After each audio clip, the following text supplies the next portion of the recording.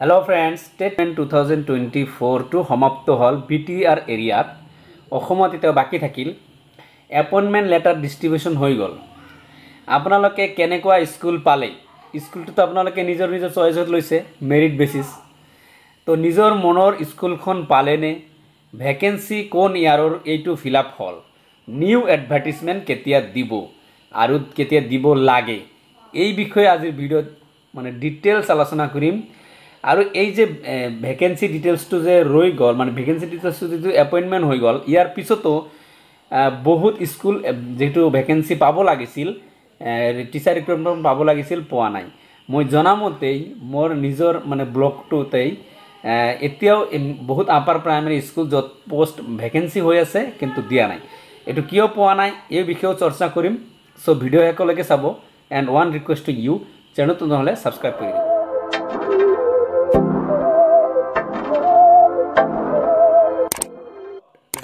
BTR govt new advertisement as soon as possible vacancy কিমান থাকি গল এই বিষয়ে আলোচনা কৰিম। কাৰণ চাওক BTR গভৰ্নমেন্টে যিখিনি এপয়েন্টমেন্ট দিছে ইয়াৰ পিছতো মানে বহুত স্কুল যিখিনি এপয়েন্টমেন্ট পাব লাগিছিল ভ্যাকেন্সি মানে ফিল আপ হ'ব লাগিছিল কিন্তু হোৱা নাই। কাৰণ আমাৰ ব্লকটোতেই কিছুমান মোৰ চিনাকি ক্যান্ডিডেট আছে তেওঁলোকে যিখন স্কুল সিলেক্ট কৰি লৈ গৈছিল তাতে বহুত পোষ্ট খালিও আছে কিন্তু লিষ্টত গৈ সেই স্কুলখনৰ নামটো নাই। ইয়াৰ কাৰণ কি জানেনে? ইয়াৰ কাৰণ হৈছে কি যেটো ভ্যাকেন্সি ফিল আপ হল এইটো মই পিছত খবৰ ললো যিখিনি খবৰ মই পালো সেইটো হৈছে 2020 ভ্যাকেন্সি লিষ্টৰ ভিত্তিত এপয়েন্টমেন্ট হল। এতিয়া 99 টিচাৰখিনিও এপয়েন্টমেন্ট পাব কিন্তু সেইখিনি আৰু এখিনি আৰু কিমান হ'ব 200-300 সামথিং ক্যান্ডিডেট এইটো ফিল আপ হলেও মানে বহুত আৰু ভ্যাকেন্সি থাকি যায়। কাৰণ 2020 ভ্যাকেন্সি এখিনি ফিল আপ হল ক্যান্ডিডেটস বিলাকে আপোনালোকে যিখিনি স্কুল পাইছে নিশ্চয় আপোনালোকে যিখিনি স্কুল সিলেক্ট কৰি লৈ গৈছিল ঘৰৰ ওচৰত বা কিবা কিবি সেইখিনি স্কুল কিন্তু বহুতৰে মিলা নাই। ইয়া হৈছে কোকৰাঝাৰ ডিস্ট্ৰিক্টৰ এটা ব্লকৰ এমই স্কুলৰ লিষ্ট য'ত বহুত স্কুলৰ লিষ্ট আপাৰ প্ৰাইমাৰী স্কুলৰ লিষ্ট ইয়াতে অনলি 23 পোষ্ট ভ্যাকেন্সি মানে ফিল আপ কৰিছে। আৰু যে ইয়াৰ কিছুমান স্কুল আছে ইয়াৰে যে দুটা তিনটাকৈ পোষ্ট ভ্যাকেন্সি হৈ আছে কিন্তু মানে দুটা পোষ্ট ভ্যাকেন্সি দেখুৱা নাই। অনলি দুটা স্কুলত দুটা পোষ্ট ভ্যাকেন্সি দেখাইছে। এটা হৈছে এই স্কুলটো আৰু এই দুটা স্কুলটো নিউ প্ৰভিন্সিয়েল স্কুল। তাৰ মানে ইয়াৰ পৰা বহুতখিনি টিচাৰ ৰিটায়াৰ্ড হৈছে। বাকি অন্যান্য স্কুল কিন্তু দুটাকৈ পোষ্ট ভ্যাকেন্সি দেখুৱা নাই। আৰু কিছুমান স্কুল আছে এটাও ভ্যাকেন্সি দেখুৱা নাই য'ত ৰেগুলাৰ টিচাৰ দুইজন বা তিনজনে কাম কৰি আছে আপাৰ প্ৰাইমাৰী স্কুলত। তাৰমানে বহুতখিনি ভ্যাকেন্সি এতিয়া ৰৈ গল। তো এতিয়া মানে as soon as possible আৰু এটা এডভাৰ্টাইজমেন্ট হ'ব লাগে নহলে কিন্তু বহুত ভ্যাকেন্সি থাকে মানে ৰৈ গল আৰু স্কুলখিনিও খালি হৈ আছে। তো যিখিনি বাকি ক্যান্ডিডেট ৰৈ গল মানে বহুতখিনি বাকি ক্যান্ডিডেট ৰৈ গল কাৰণ পোষ্ট অকমান কম হৈছে। তো যিখিনি বাকি ক্যান্ডিডেট ৰৈছে আপোনালোকে এটা কাম কৰিলে আৰু বেছি ভাল হয়। এয়া হৈছে কি BTR গভৰ্নমেন্টক বা বিভিন্ন হায়াৰ অথৰিটিক আপোনালোকে মানে মেমোৰেন্ডাম দিব পাৰে যে ইমানখিনি ভ্যাকেন্সি পোষ্ট এতিয়া ৰৈ গল। তো আপোনালোকে এটা নতুন এডভাৰ্টাইজমেন্ট দিব পাৰে আৰু এইবাৰ এডভার্টাইজমেন্ট দিলে মানে যাতে up to date vacancy list অবশ্য লৈছে।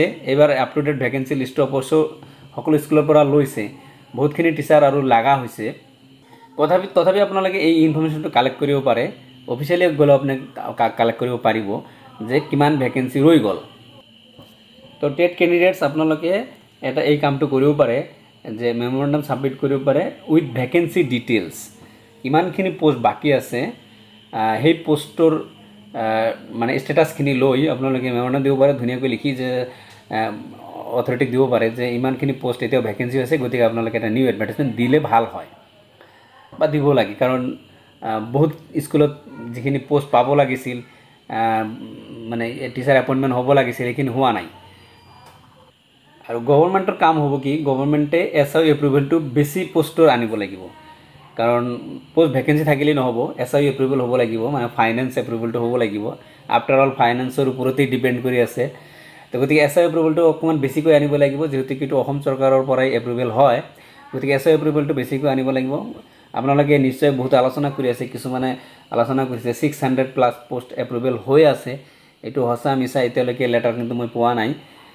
হ'ব পাৰে কিন্তু 600 হলেও কিন্তু সেই একে হ'ব বেছি আৰু 600 প্লাছ 600 মানে আপ টু ডেট যদি আপোনালোকে 2024 ভেকেঞ্চি লিষ্টটো বিচাৰে তেনেহ'লে কিন্তু বহুতখিনি পোষ্ট আপোনালোকে SI এই ভেকেঞ্চি পাব আৰু কি সেই হিচাপে আপোনালোকে গভৰ্ণমেণ্টক জনাব পাৰে যে ইমানখিনি পোষ্ট খালী হৈ আছে গতিকে আপোনালোকে কাইণ্ডলি SI এপ্ৰুভেলটো আনি আমাক নতুন এডভাৰটাইজমেণ্ট দিব পাৰে আৰু তো এইটো আপোনালোকে অকণমান কৰিব পাৰে তো যিখিনি আজি আপোনালোকে এপইণ্টমেণ্ট পাইছে অৱশ্যে আপোনালোকে এটা প্ৰশ্ন মই সুধিলোঁ সেইটো এনচাৰ দিব যে আপোনালোকে মনৰ নিচিনা স্কুলখন পালেনে যেটো আপোনালোকে স্কুলখন সিলেকশন কৰি লৈ গৈছিল উইথ ভেকেন্সি থকাকৈ যেটো লিষ্ট মানে আপোনালোকে লৈ গৈছিল হেইটো ভেকেন্সি লিষ্টত আহিছিল নে বা ভেকেন্সি তাত ফিল আপ হল নেকি বা অন্য কোনোবাই লৈ ললে নেকি মেৰিট বেচিছ যেটো দিছে বা অন্য উপৰৰ কোনো মেৰিটে লৈ গৈছে নেকি হেইখিনি পোষ্ট আৰু যদি লোৱা নাই তেতিয়াহলে আপনি সেই লিষ্টত সেই স্কুলটো আপোনাৰ এই এনেকুৱা এই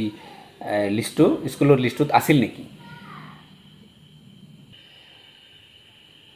আৰু ফ্ৰেন্ডস বাকি যিখিনি জয়নিং প্ৰসেছৰ আপোনালোকে বিচাৰিছিল জয়নিং প্ৰসেছৰ ভিডিও মই সম্পূৰ্ণ ভিডিও বনাই থৈ দিছো জয়নিং প্ৰসেছৰ জয়নিং কেনেকৈ কৰিব লাগিব কালি আপোনালোকে জয়নিং কৰি দিয়ক জয়েন কৰি দিয়ক কালি আৰু জয়নিংৰ পিছত যিখিনি কাম আছে ইয়াৰ ওপৰত এটা ভিডিও বনাম স্যালাৰি প্ৰসেছ যেটো আছে ভিডিও ফৰ স্যালাৰি প্ৰসেছ এই ভিডিওটো আপোনালোকক মই বনাই দিম যাতে আপোনালোকক অকমান হেল্প হয় তো এই স্যালাৰি আনিবলৈ কি কি কৰিব লাগিব বা স্যালাৰি এপ্ৰুভেল কৰিবলৈ কি কি কৰিব লাগিব এই ভিডিওটো মই প্ৰস্তুত কৰি দিম তো বাকি কালি আপোনালোকৰ কাম হৈছে প্ৰথম কামটো হৈছে কালি জয়েন কৰি দিয়ক so thank you for watching the video ভাল লাগিলে অবশ্যই এটা লাইক কৰি শেয়াৰ কৰি দিব and one request to once again channel নতুন হয় সাবস্ক্ৰাইব কৰি দিব মই information and preparation of any kind of examination video বনাই থাকো thank you so much